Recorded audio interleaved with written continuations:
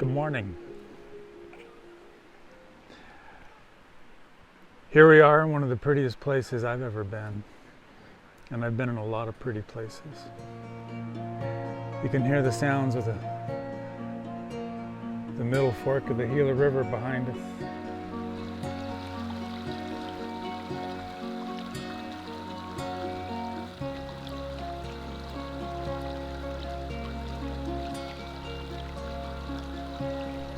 I know it better than any other wilderness areas that I've been. I first came out to here in 1909. I didn't admit it then, but I was a greenhorn. I knew far less than what I thought I did. You were surrounded by the nature. You couldn't get away from it because that's all there was around you. And so I bonded with it early on. When you don't respect something, you lose that capacity for caring. You lose the capacity of compassion, of helping things, of wanting something to be nurtured, to grow. And I see too much of that in our society today. What happens when people don't respect the wilderness is what we see happening all the time. We see it trampled, we see it abused, because we tend to think about it more as a commodity, something that belongs to us, whereas we're truly a community and we're part of it. And when you're part of a community, if you don't respect your other parts, it's not going to work. And so when you do respect, it goes back and forth because those other parts then respect you.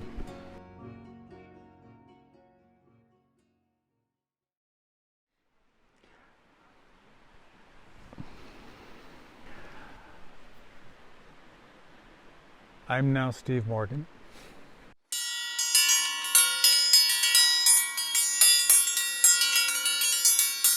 I'm a retired landscape architect.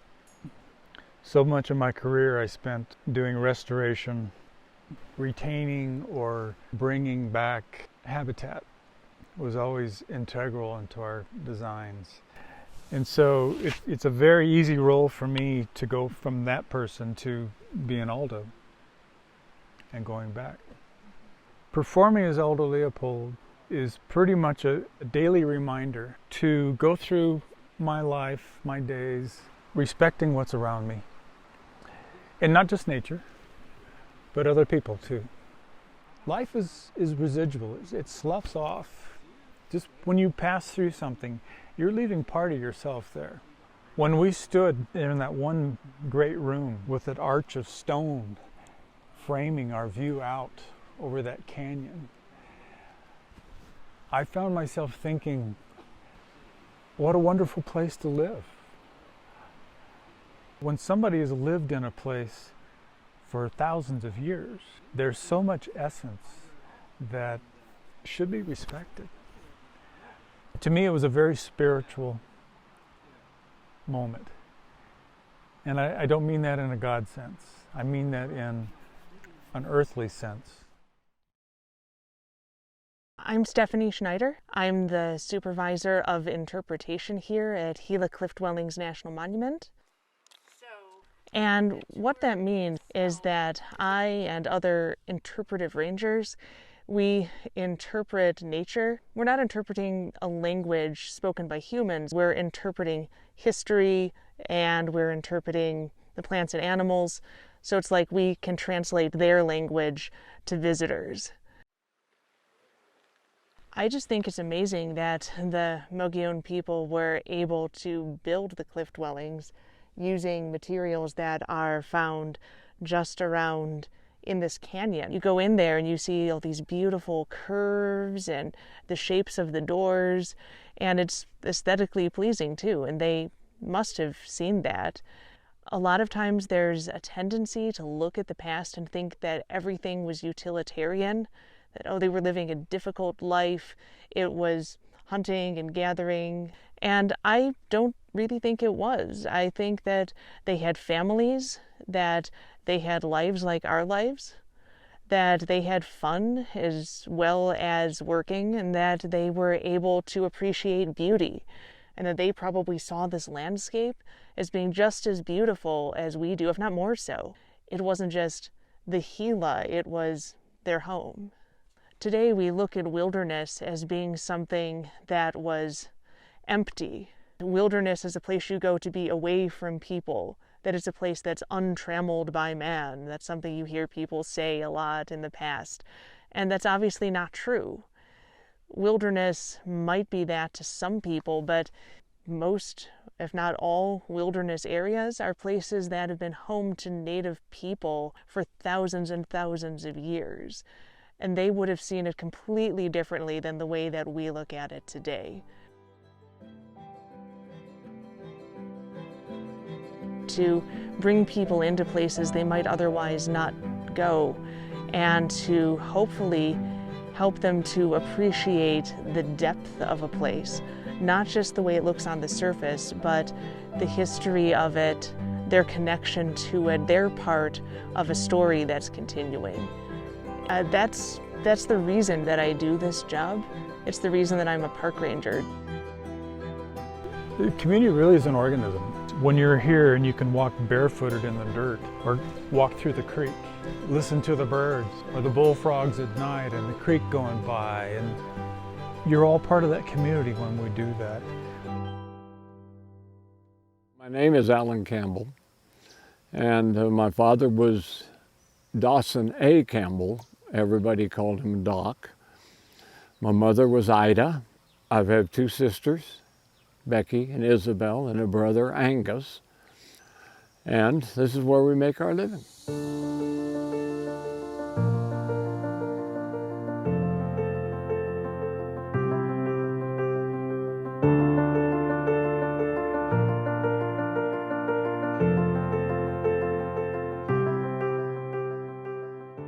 One time he told me, he says, we aren't just going to be some poor backwoods family with no money. He said, we've got to do things to get, to make a living. He came here in 29, wasn't it, Isabel? Yeah. And he rode a burro into here, and he caught a job here packing.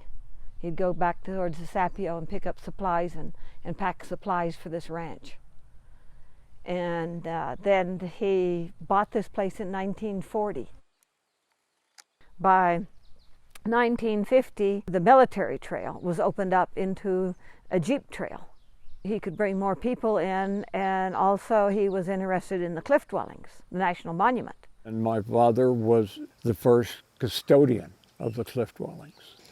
And he received a princely sum of $12 a year to be custodian. So to promote the area, they used to have jeep caravans come in to get people to come in and see the cliff dwellings. Because the Park Service did not want the cliff dwellings.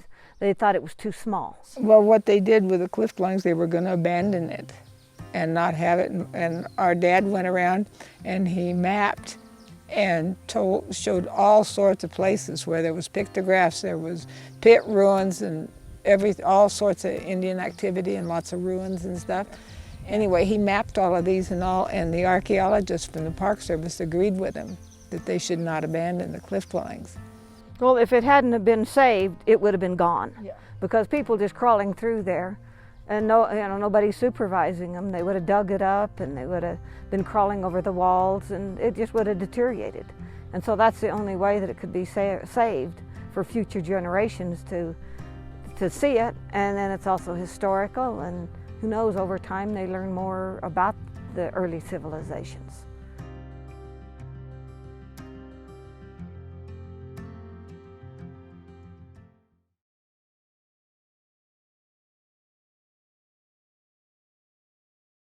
What this is a small area of private land that we are managing.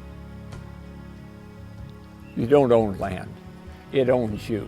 And a lot of people like to come to this area still because we haven't commercialized it like so many other places are. It's still pretty primitive and it's pretty quiet. That's a big thing, We have chose to develop it with campgrounds, kind of a primitive campground.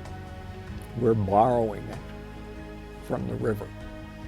So everybody has a lot of peace and quiet while they're here. That works with wilderness.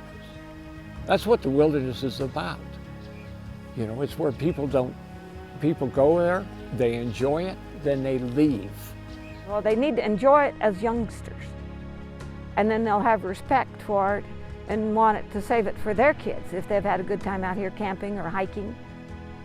And so we need to keep these places open. I never wanted to leave. I've been out, I've gone, I've traveled, gone east, I've went to college, which means I had to leave. I had to go to high school, which meant I had to leave. And I just couldn't see city life. I didn't like city life. I like this kind of life. And so the people that live here, we're here for a reason. We're here because it's our choice. And when you make the choice to stay here, you put that above money. But I think we're more self-reliant than anybody else. Both our parents had a lot to do with it because they taught us well, on how to do things. And Mother taught us all through 8th grade. And we helped with everything they did. And so we learned from them on, farming, ranching, how to hunt. Well, they prepared us for a life, to move on with life. The family had to work together.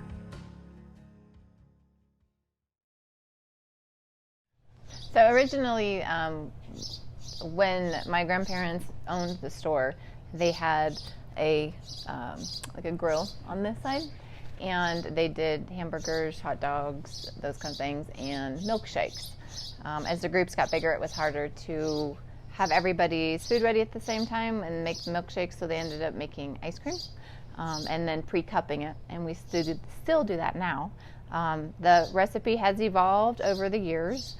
It was originally just vanilla ice cream with a topping, and then there was a lack of electricity one time, and so the ice cream melted, so then they just put the toppings and everything back in through the machine with the ice cream, and then it got mixed through, and that's kind of how we've done it to this day. We've tweaked it based on what's been available. We do sell somewhere around 12,000 cups a year, depending on the year. We pretty much enjoy anybody that comes out. We want people to come out. We want them to make memories and to experience the wilderness. Doc owned the valley way back when, and then through certain events ended up selling land and creating a population here. A very small population. And then as the highway came in, more and more people were coming out. People would come out to the dwellings anyways. So then he put the store. And the store really became kind of the focal point for the community because everything kind of nested around here. And then throughout time, since the highways, since the dwellings, since more and more people have bought land and moved here, since the campgrounds have come in, there's always people coming through, and they always come here to the store. There's so many different rural, small communities around the wilderness. It seems like when there's an emergency, everybody rallies. And when you're this far from the city, even though our city is small, it's a big deal to have people with varying talents that can kind of all pull together in an emergency.